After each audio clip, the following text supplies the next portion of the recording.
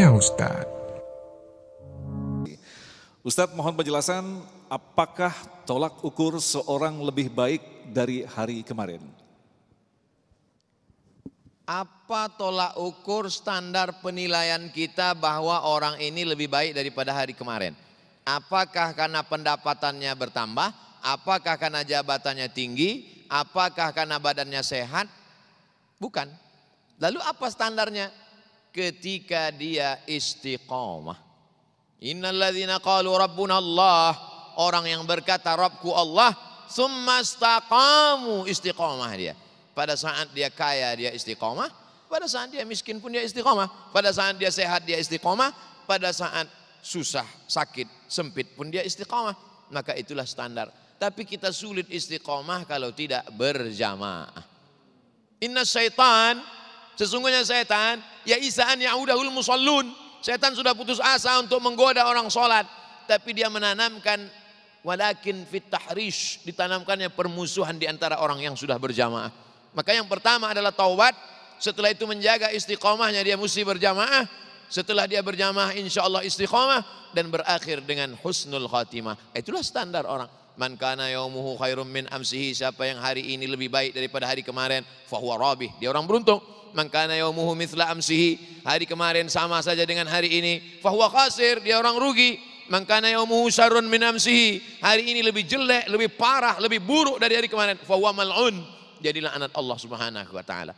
Mudah-mudahan kita semua adalah hamba-hamba yang istiqamah. Baik, kita lanjutkan lagi berikutnya Ustadz. Dalam makna apa istilah hari ini lebih baik dari hari esok, sedangkan segala peristiwa sudah ditulis dan ditentukan kadar-kadarnya oleh Allah?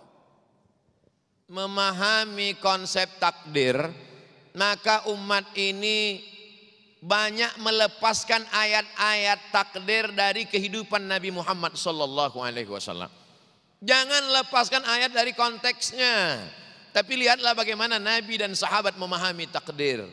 Pada tahun kedua hijrah, perang Badar, Nabi naik kuda 150 km dari kota Al-Madinah Al-Munawwarah menuju lokasi perang Badar.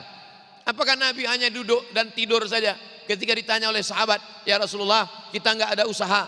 Nggak usah usaha, udah tertulis di Lauhil Mahfuz kita menang kok. Nggak begitu, penuh dengan strategi. Nabi memilih tempat berkemah dekat oase, tempat air. Kenapa di dekat oase? Karena kalau kita berkemah di dekat tempat oase persediaan air, berarti kita sudah menang 1-0. Karena musuh pasti kehabisan air, haus dan dia kalah. Pagi-pagi Nabi habis sholat subuh langsung berbaris, menyusun barisan. Disusun barisan di tempat terbitnya matahari. Supaya apa? Karena kalau menyusun barisan di terbit matahari, musuh di sana, maka mata musuh akan silau, kalah 2-0. Lalu kemudian diamati, diintai. Mereka pasti mencari air. Malam itu ada di antara musuh yang mencari air. Tangkap, tanya dia, berapa jumlah kamu? Kata yang mencari air itu, saya tidak tahu jumlah tentara kami berapa, karena kami cuman tukang masak, koki.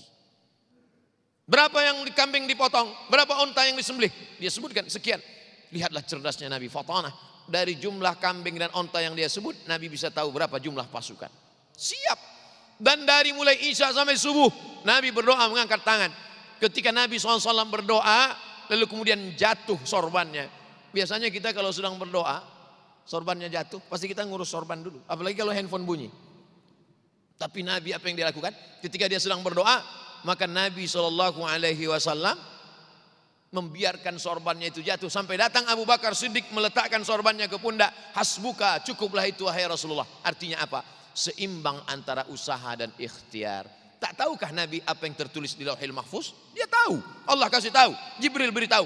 Dia sedang mengajarkan umat ini jangan berserah kepada takdir. Karena kita tak tahu apa yang akan terjadi besok.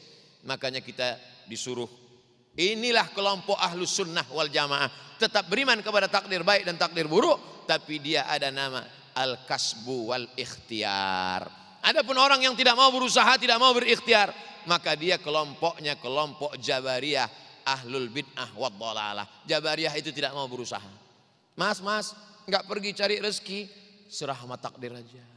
Kalau ada suami ibu yang seperti ini, jangan marah, jangan ngadu sama ustadz, diamin aja. Mas nggak pergi cari rezeki, serahkan pada takdir. Nanti siang dia minta makan, ada makan kita, serahkan pada takdir.